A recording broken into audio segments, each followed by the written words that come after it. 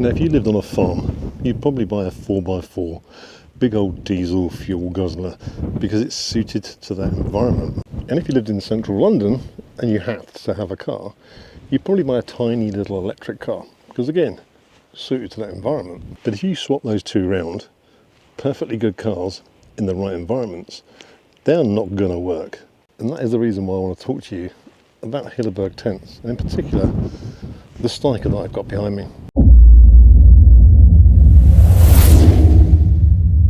So it is the middle of British summertime, literally end of July, coming into August, and this is a perfect classic British summer day. So the forecast tonight is going to be yellow warning for rain, and everyone knows I love rain, and gusts of 30-mile-an-hour winds.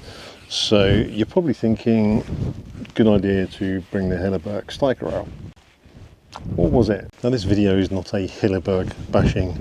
This is simply about an issue that I think is out there at the moment, where people are buying the wrong tents for the wrong reasons, and Hilleberg is a perfect classic example of that. Now, they make great tents, bomb-proof tents, you know, tents that will suit this country's weather absolutely perfectly, but they also design their tents to suit particular types of regions and different types of weather. And a lot of people, I think, make an assumption that yellow is good for summer, red is good for most of the year, and then black is going to be good for extreme weather conditions. And this is where you might make a mistake. Now, if I fitted in one, I would probably buy a Hilleberg Sulu. I think that is the most suited tent to the UK climate, but I don't fit in it, so it's not going to work for me. Because of the size issue with the Sulu, and I wanted a tent that I could be confident in if the weather changed, I went down the route of the Vern 1. Now, I would have bought one, but I'm in a very lucky position, and I had one sent out to me. So, you know, a massive thanks to Nortent for that. But I'm talking about other tents here now that are designed for specific types of weather, and whether you're buying it for the right reasons. Now, in the UK, if you go out camping and you hit some extreme weather, 99% of the time it's going to be really, really high winds and very, very heavy rain. So there is an assumption that buying any kind of high-end Hilleberg, like a black label or a red label at least, is going to be perfectly suited for that weather condition. So if you don't fit in a Sulu like me, you might go, well, do you know what? I'll get a staika. Now, this is a £1,500 tent, so it is not cheap. The assumption is going to be that it will stand up to a massive battering. It will do everything that you need it to do. Behind the scenes, I've been testing this for a few weeks now, and I've been pitching it against my Vern 1, which is a third of the price. It's a one-person tent, obviously it's not a two-person, but 9 times out of 10, the worst weather you're going to get is high winds and rain. We rarely get snow in the UK, mainly up in the north, and even then it's on very, very rare occasions you're going to get heavy snow loads, and a lot of tents will cope with that. The Vern 1 wouldn't as much because it doesn't have as much protection and strength from above, but the Vern 1 will put up with the high winds that you really, really need it to, because that's what you're going to most commonly come into contact with. Very similar to the Sulu. When I pitched my Vern 1 side by side with the staika, the winds were hitting about 35. The Vern 1 wasn't budging, it was absolutely solid. The staika was bowing in. Now you can see the angle is quite shallow, and it's shallow on the Vern 1, but the design and the fact that the panels are considerably smaller means it handled it a lot better. The staika was struggling, it was pushing in at the sides. The guy lines aren't that long for a tent that you put up in high winds. They're very thick, they're very strong. But this tent is designed for heavy loads on top of it, snow loads. So a lot of people, including myself, would make the mistake of thinking, well, do you know what, this is a black label tent. It's their highest range tent from Hilleberg, and one of the most expensive ones. This is going to put up with every kind of weather situation you're going to take it out in, but it won't, not as well as other tents. So are you buying a £1,500 tent for the name, or because you want it to look out for you in extreme weather conditions, where 99% of that is going to be high winds and not snow loads? The staika is designed for polar camping. It really is a cold weather tent, and it works incredibly well in that respect. UK, we get high winds, we get rain, and that is where this tent falls down. And I'm going to show you a few of the reasons behind that. As I said, this is not a Hilleberg bashing. It's a great tent if you use it how it is meant to be used. I just want to show you the reasons why maybe you shouldn't buy this tent unless you're going to be doing a certain type of camping, and that maybe something else would suit, and maybe something in the Hilleberg range as well. So at the moment there's no real wind, nothing's causing a problem with this tent. And it will take a fair decent bit of wind, but it's just more flappy than something smaller like a Verne one because the panels are larger. But what we do get a lot of in this country, and it's been a lot off today, is the rain. Now, if you've got this door fully open, even if the rain is coming from the other side, if you look above from here, you're looking straight down at the whole door. Now you can unclip this door and move it inside. So this inner mesh is going to get soaked. It's completely open. Now you open that inner door, and what I have found when the pouring rain, we get out to go to the toilet, the inner door is open, you open the outer door to get out, and the water just runs straight down inside. There is literally a 10-inch section where water just drips straight in. That's even without it raining, that's just with water on the tent. And I think that's a major problem in this country, because that is what we face the majority of the time, is rain. That is what causes a problem. So where this tent excels is in the strength, the structural strength of the roof of this tent. I weigh 105 kilos, and I'm struggling to push that down. It is rock solid from above. From the sides, really not so much. I'm not putting much effort into that at all. It's guide tight.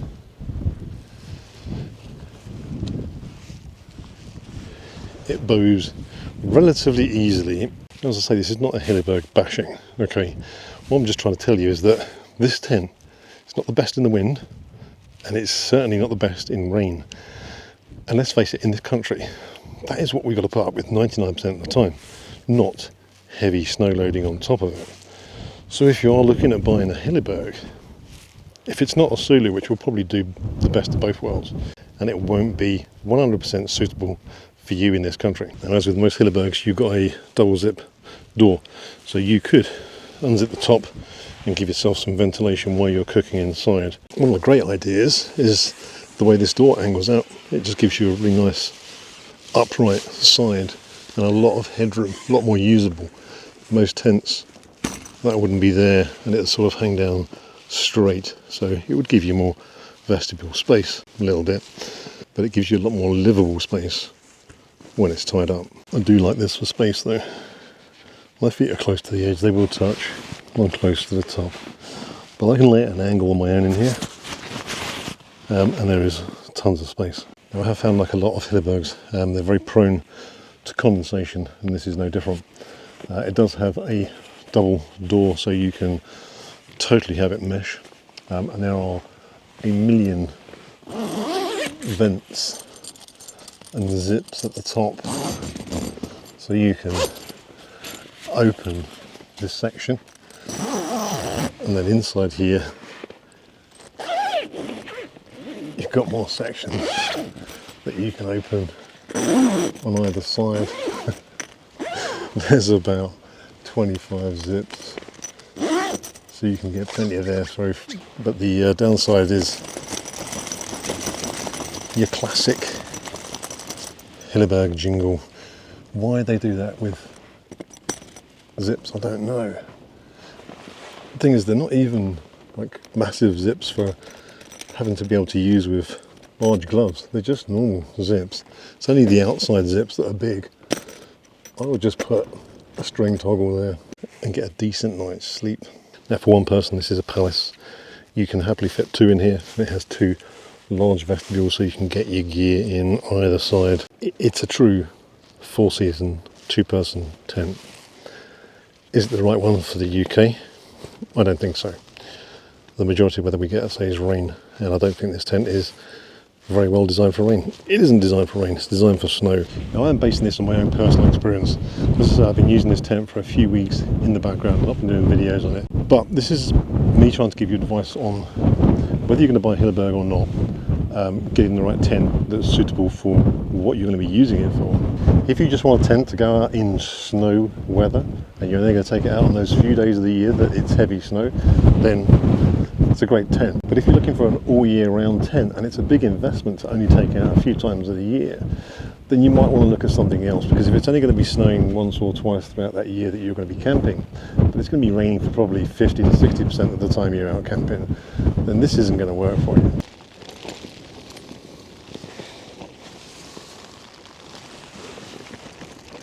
Right, so when I was talking about this tent in the wind earlier on, I was just sitting here thinking, it's flapping about a lot.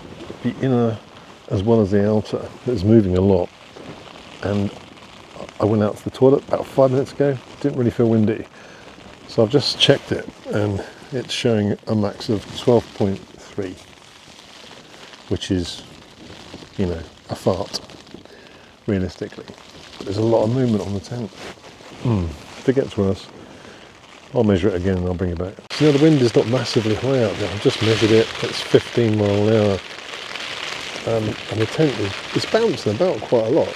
And it's quite shocking to me to what you think a black label Hilleberg tent would do and how it would perform.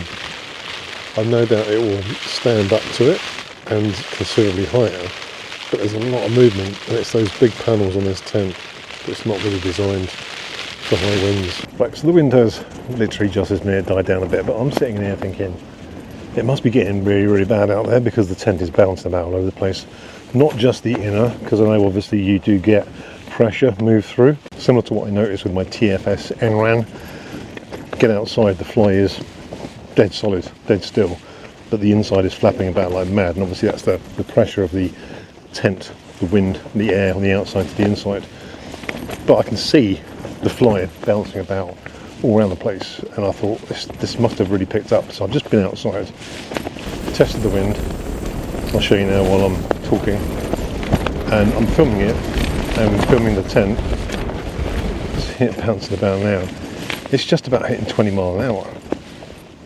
Now the tent is bowing quite a bit and it's moving a hell of a lot, and this is just a 20 mile an hour wind.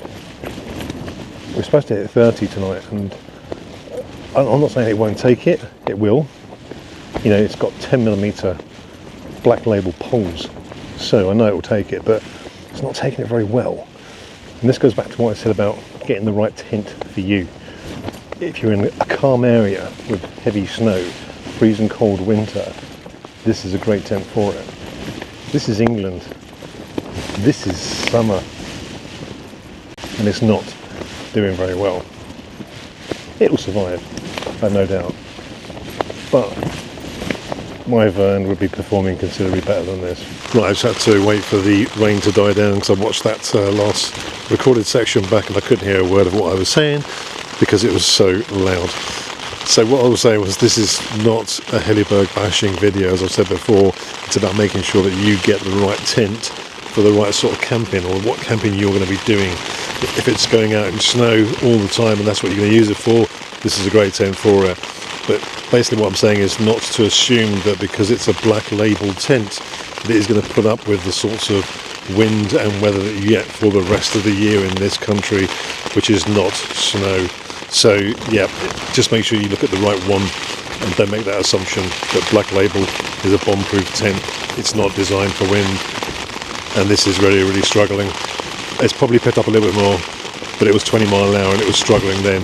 So yeah, choose the right tent for your type of camping. So you know, it's not raining, the tent is wet, and I'm sitting here and there are drips just coming inside. Loads down here, and yeah, the footprint is soaked in the vestibule. And that's what I mean about this tent not being 100% right for British weather, wet weather. I know you're going to get rain in a lot of tents, but what I'm trying to say is that spending 1,500 quid on a tent, you could buy something that is a third of the price of this and have the same issues. So the issues may not go away, But do you need to spend £1,500 on it? Anyway, I hope you enjoyed the video, and if you did, as always, hit a thumbs up, and if you're not a subscriber, hit the subscribe button, and I will see you all on the next one.